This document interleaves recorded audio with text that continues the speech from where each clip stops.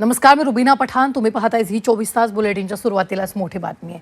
काँग्रेसनं ममता बॅनर्जींना त्यांचा तृणमूल काँग्रेस पक्ष हा काँग्रेसमध्ये विलीन करण्याचा प्रस्ताव दिल्याची माहिती सूत्रांनी दिली आहे. सोनिया गांधींनी ममता बॅनर्जी यांना हा प्रस्ताव दिल्याची माहिती आहे. दरम्यान याच मुद्द्यावरून राऊतांनीही एक विधान केले. छोट्या मोठ्या पक्षांनी एका झेंड्याखाली येऊन काँग्रेसला मजबूत करावं असं विधान संजय राऊतांनी केले.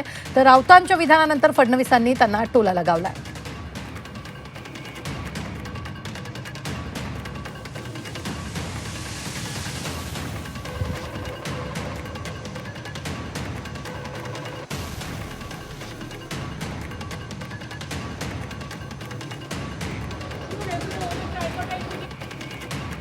तर काय आहे गांधी बॅनर्जींच्या भेटीची इनसाइड स्टोरी पाहूया.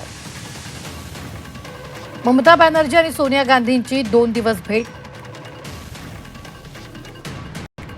ममता बॅनर्जींच्या भेटीनंतर अभिषेक बॅनर्जींनी घेतली राहुल गांधींची भेट. तृणमूलच्या आव्हानात्मक काळात नेत्यांच्या भेटीगाठी. गांधी बॅनर्जींची भेट इंडिया आघाडीतील एकजूट मजबूत करण्याच्या दृष्टीने महत्त्वाची. भाजप विरोधात संयुक्त रणनीती आखण्यासाठी विरोधी पक्ष प्रयत्नशील. भाजपचा सामना करण्यासाठी इंडिया आघाडीकडून समन्वय साधण्याचा प्रयत्न. पश्चिम बंगालपासून दिल्लीपर्यंत मोदी सरकार विरोधात संयुक्त भूमिका घेण्याचे प्रयत्न.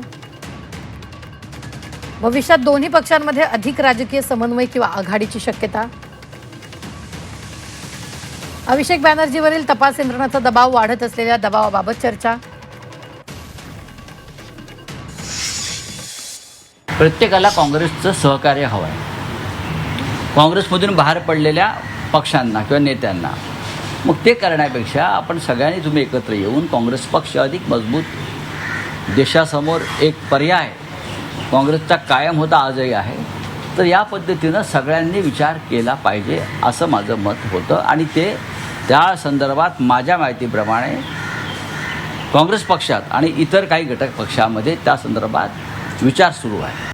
अजून राऊत का विलीन झाले नाहीत हे समजलेलं नाही.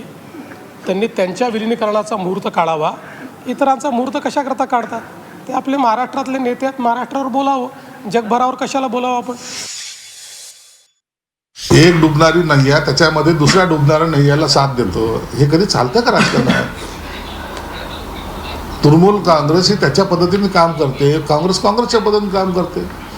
आता हे एकमेकाचा हातात हात घेऊन साथ चलो रे म्हणण्यापेक्षा पहिले भारत जोडो यात्रा यांनी काढली होती.